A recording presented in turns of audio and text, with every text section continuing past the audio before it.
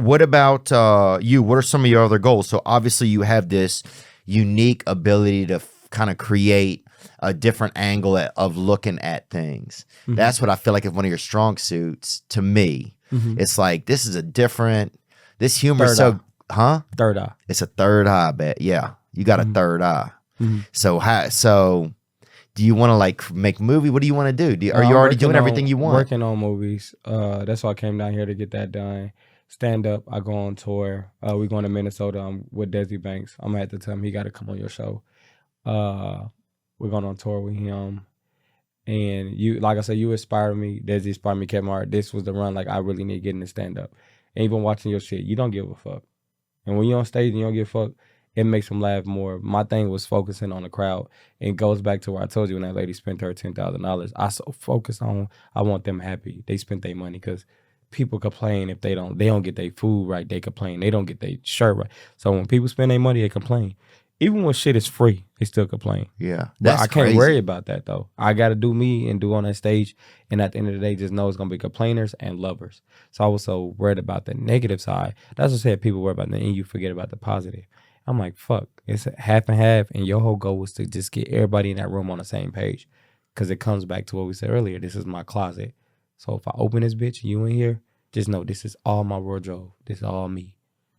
Well, I think also people getting to know you a little bit more, even just as a human, that makes them even be more understanding. This is what I've found, right? If I make mistakes, if I'm learning about something, if I'm thinking about something, if I'm learning how to be honest about talking about any thoughts I have about race stuff, anything like that, if I'm, people will ride with you as long as you're trying to be true to whatever you are, if you make mistakes or not.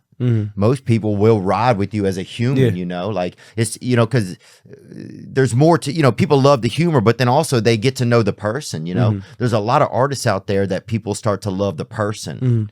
You know, it's interesting. It's almost like they supersede their own talent because people are like, oh, I'll watch them almost in anything they do because there's just something about them that I really like. And sometimes people got to know when lights, camera, action, some people just show up for cameras and they ain't even know who they are. So people are trying to be like, oh, this and that, and he shouldn't have said that. And it's like, he just fucking said that on camera because he ain't said that a day in his fucking life. So, but like I said, you're going to live in what you say nowadays. But I feel like back in the day when you used to do shit, they didn't give a fuck. Without social, there's a lot of shit going on, and people didn't give a fuck because, you know, I'm not putting the energy in to pay attention to it. But now you can scroll and see 5,000 comments. It's like, oh, let me say something too. It's like jumping people. It's like one person say something, and it's like, let's jump this motherfucker. Yeah. So it's just kind of like, you're going to get jumped in the comments, and it's just like, they might even mean that. You know what I'm saying? So that's what I say, you got to watch what you say. And like, even with, you know, people that getting on me are probably watching this podcast. I did that podcast, the dudes at the table, Fresh and Fit. Have you seen that shit? I did it before. You never seen that shit before? I haven't. Oh, you got it. You got to look up the. Is it good? Pull up a piece of it, Zachary. Get that Fresh and Fit, huh? So it's this is what they say. It's a bunch of loser guys that can't get girls, and they listen to two guys, and they just bring girls on the show to bash them.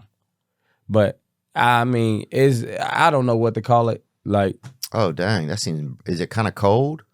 Or is it funny? Them two on it. It's funny moments on there. But like I said, it's just how you. I'm not a sensitive person. Like, if you're not comfortable on the show, fucking leave. If you like me, I already put up a fight. If you feel like they've been assholes, be asshole with them back. Like, I'm gonna match your energy, and I'm gonna embarrass you like you're trying to embarrass me.